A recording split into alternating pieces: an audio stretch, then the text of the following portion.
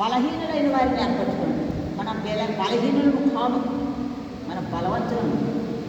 మనం బలవంతులము, దేవుని యందు బలవంతుల వల్ల.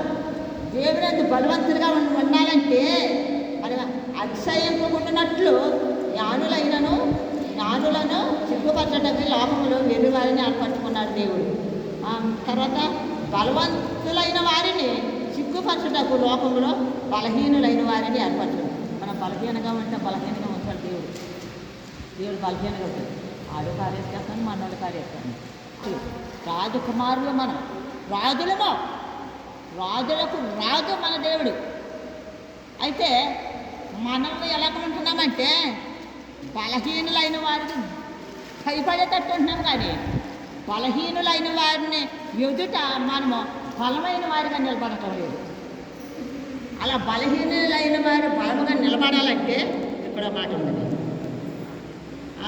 వెర్రి వారిని సిగ్గుపరచుటకు ఎన్నికైన వారిని వ్యక్తము చేయుటకు లోకంలో నీచులైన వారిని ధృవీకరింపబడిన వారిని ఎన్నిక లేని వారిని దేవుడు ఏర్పరచుకున్నాడు. ఎన్నికైన వారిని ఎన్నిక లేని వారిని దేవుడు ఏర్పడ్డ లోకంలో నీచులైన వారిని ధృవీకరింపబడిన వారిని దేవుడు ఏర్పరచుకున్నాడు. ఎవరితో మాట్లాడుతున్నాడు? నీచులైన వారితో మాట్లాడు. మళ్ళీ దేవుడు మనల్ని ప్రేమించకపోతే మనం నీచులుగానే ఉన్నాం. అంటే దేవుడు మనల్ని ప్రేమించాడు, మన కొరకు రక్తం కాచాడు అని అమూల్యమైన యవన కాలంలో కాచిన రక్తంతో మనల్ని కొన్నాడు. కనుక మనం ఎవరప్పుడు బలవంతులు మనం. అతిశయించేవాడు ప్రభునందే అతిశయించుకోవాలి. మనం అతిశయించుకోవాలి. ధనం మనకు కూడా రాదు, లేకపోతే మనకి అయ్యో ఉంటాయంటే అటువంటివి మనకు కూడా రావు. మనకు కూడా వచ్చేది ఒక్కటే, దేవుడే మనల్ని ప్రేమించాలి, ఆయన్నే నమ్ముకోవాలి, ఆయన అయితే నీట్గా ఉండాలి, ఆయన్నే మనం వేడుకోవాలి తప్ప మనం దేన్ని నమ్మినా అది వ్యర్థమే. దేన్ని నమ్ముకోవాలి, దేవుడు ఒక్కడే మనల్ని కాపాడేవాడు. ఇంకా ఇక్కడ ఏమన్నాడు? అతిశయించువాడు ప్రభునందే అతిశయపవలను. దేని ఒకవేళ ధనం దాని ఉన్నదని చెప్పేసి మనం అతిశయించుతామో అప్పటి వారు మనం, లేకపోతే మనకి ఆస్తులు అవి ఉన్నాయంటే అతిశయించుతాము మనం అప్పటి వారు మనం. ఆయన కృప లేకపోతే క్షణం కూడా లోకంలో జీవించలేము. ఆయన ప్రేమిస్తున్నాడు కనుక మనల్ని ఈ రోజులు చక్కగా మరి దేవుని సన్నిధిలో కూర్చున్నాం. మరి ఈ సన్నిధిలో చూడని వారు అనేక మంది ఉన్నారా? అనేక మంది ఉన్నారు. అయితే మనల్ని ఎందుకు సజీవులుగా ఉంచమన్నారు? బ్రతికి ఉన్న కాలముననే ప్రభునే కొలువండి, హృదయమనుడు తలుపు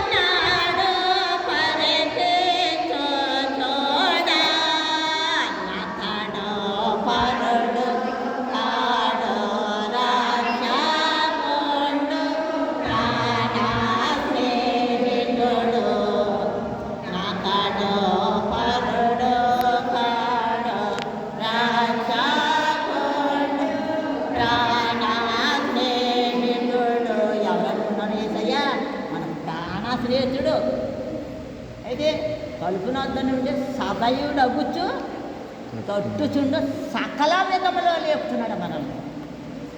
అప్పుడు ఉన్నారా లేకండి శుక్రవారం నన్ను స్తుతించండి, కనపరచండి అని దేవుడు పిలుస్తుంటే సదయుడగు సకల విధములు పిలుస్తుంటే మాట వినకుండా, దేవుని మాట వినుకోకుండా మనం ఎలా ఉన్నామో గర్విష్ఠుల్లా ఉన్నాం. అలా ఉండకూడదు. దేవునికి అవమానం. మనము దేవుని అందే ఆసక్తి కలిగి ఉండాలి. దేవుణ్ణే ప్రేమించాలి. దేవుడు మనకి ఏ లోటు చేయడు. నీకు ఏం కావాలో ఆయన తెలుసు. నువ్వే నిమిత్తం బాధపడుతున్నావు ఆయన తెలుసు. నీకేమి కావాలనే హృదయం అనుకుంటాం ఆయన తెలుసు. అందుకనే మనం ఏం చేయాలంటే ప్రభుని కొలవాలి, ప్రభుని స్తుతించాలి. ప్రభువే మనకందరికి కూడా సహాయకుడు, ప్రేమ చూపేవాడు ఆయనే. అయితే ప్రేమ సహోదరులారా, మనము ఎలా ఉండాలంటే జ్ఞానులను సిగ్గుపరచుటకు లోకంలో వెర్రివారిని ఏర్పరచుకున్నారు. వెర్రివారు మనకు తెలియదు. మనకి అయితే తెలియదాన్ని మనల్ని విడిచిపెట్టున్నాడా దేవుడు? విడిచిపెట్టడం. మనం తెలియదాన్ని విడిచిపెట్టడం, ప్రార్థనకు రాలేదని విడిచిపెట్టడం, అయితే నన్ను స్తుతించలేదని విడిచిపెట్టడం. అందరూ సమానమే. ఇంకా పాడంటే పాట అమ్మ చక్కగా రక్తం పడదా సమానులు ఎవరు? అందరూ సమానమే. నేను ఎక్కువ కాదు, నేను తక్కువ కాదు, అందరూ సమానమే. అయితే మన హృదయంలో ఆలోచనలో వేరు ఉంటాయి, కానీ ఆయన ప్రేమంతా ఒక్కటే, ఒకే రీతిగా ఉన్నారు. సంబంధం ఒకే మాట, ఒకే పాట, ఒకే నీతిగా మనం దేవుణ్ణి అడగాలి. అడిగిన వారు ప్రతివారు కూడా ఇస్తారు. అతిశయించేవాడు ప్రభునంటే అతిశయించవలేను అని బడినది నెరవేరినట్లు దేవుని మూలముగా ఆయన మనకు జ్ఞానమును, నీతిని, పరిశుద్ధతను విమోచకుడు. ఆయన జ్ఞానం ఇస్తాడు, నీతి ఇస్తాడు, యథార్థ ఇస్తాడు. ఆయన ద్వారానే కానీ మనం లోకంలో ఎవరి వల్ల కూడా మనం జీవించలేము. దేవుని పని మన పట్టణం పాట సమానులెవరు ప్రభు, నీ సమానులెవరు ప్రభు, సమానులెవరు ప్రభు, సమసమానవ సేనానుభవము, సమసమానవ సేనానుభవము, సహించే వహించు ప్రేమించగలదు సమానులెవరు ప్రభు, సమానులెవరు ప్రభు. మీకంటే సమానులు ఎవరు? మనమందరం కూడా ఒకే తండ్రి బిడ్డలు. మనమందరం కూడా ఒకే తండ్రి మాట వినాలి. మనందరూ కూడా ఒకే తండ్రి. ఆ తండ్రి మనల్ని ప్రేమించకపోతే లోకంలో మనము జీవించలేము. మరణం ఎప్పుడు వస్తుందో మనకు తెలియదు. ఏ బాధలు అవి ఎప్పుడు వస్తాయో మనకు తెలియదు. బ్రతికి ఉన్నంత కాలమే మనము ప్రభుని కొలవాలి, ప్రభుని స్తుతించాలి. ఆయనే మనకే ఆదరణకర్త, ఆయనే మనకే ప్రేమస్వరూపి. ఆయన తప్ప మనల్ని ఎవ్వరు కూడా భర్త ప్రేమించడు, భార్య ప్రేమించదు, బిడ్డలో ప్రేమించడు, సంఘము ప్రేమించదు. మనం ప్రేమించేవాడు ఆయన ఒక్కడే.